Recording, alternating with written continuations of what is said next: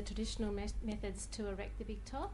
We did, yeah. I mean, everything you see in our circus is authentic. The big tops and all the tents that we put up have all the real wooden stakes in, and the old kind of hemp rope, and the big, center poles that were built from, ship masts.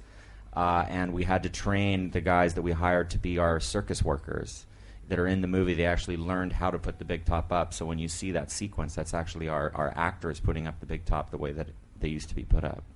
Thank you. And Reese, I can imagine just stepping into those costumes transported you or made you believe that you're the star attraction, but acting against the backdrop of the big top, did that even enhance your performance?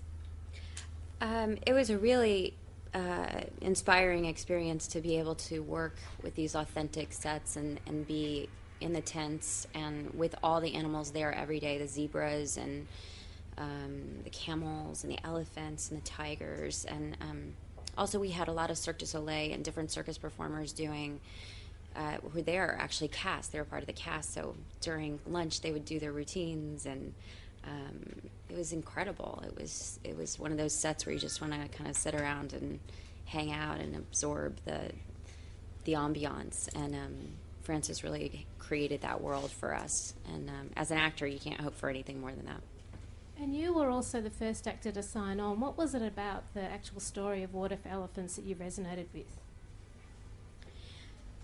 I think that the thing I came away with when I read the book, but also when I saw the film, was it's a very hopeful story. I think there's so many times in our lives we feel limited in our lives, and whether it's due to a relationship or a life experience, that the idea that second chances are possible in life, and that it's so important to take risks. And I thought Hal Holbrook's performance was just incredibly inspiring, in that the reminiscence of the adventures of your life are so important. It's so important to live a full life.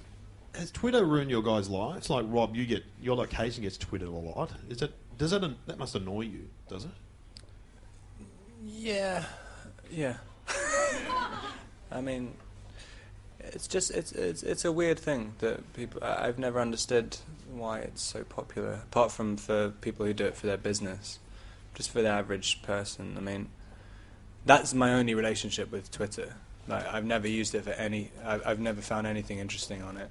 It's just, I don't even know how it works really, but it's kind of, you can, whenever I go into a restaurant and there's like one other person in the restaurant, and you see them on their phone going, then you just literally want to go over and shove it down their throat and hope,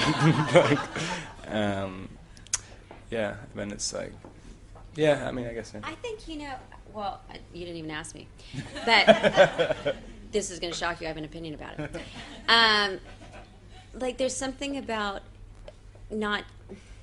I read some study or something about people who text all the time and this kind of thing, and that children who don't see people's reactions or their faces when they say something mean on the internet, or they say something sort of nasty or racy or something like that, is that we're losing a part of our consciousness where we actually care about human interaction.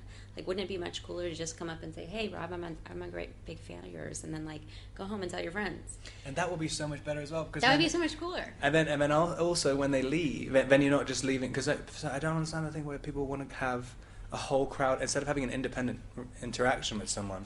Right. They want to go like, I want it to be a complete mayhem when you leave this restaurant. It's like it's so strange. Instead of just saying hi and like going, "Hey, I'm just a human being and I actually enjoy your work," and he'd probably say, "Oh, I've actually seen him with lots of fans," and he's like, "Go away." No, you wait.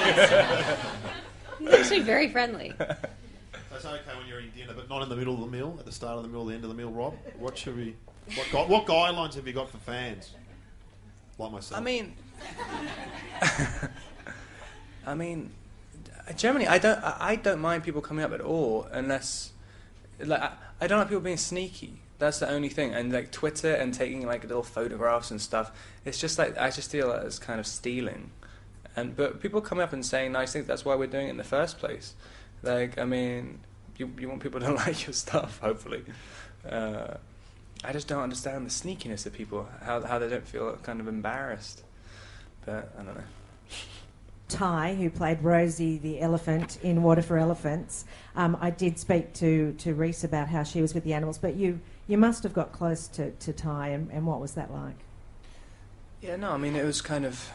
Luckily, I didn't have to do anything difficult with her at all. I could just hang out with her all the time, which has made my job the easiest thing I've ever done. I mean, it's a strange thing when you go to work. Most of the time when you're doing movies and it's a kind of hard, like long hours and stuff, everybody looks so grumpy when you're going to work. And if you just have an elephant there, everybody's saying good morning to the elephant, everybody's in a good mood. I mean, you could literally put an elephant in any office in the world and people would be so much more productive. They'd love it. But no, I loved every minute of it. It was kind of, yeah, I thought... and I think she's quite a special elephant as well. I mean, she's kind of different to the other elephants I've met.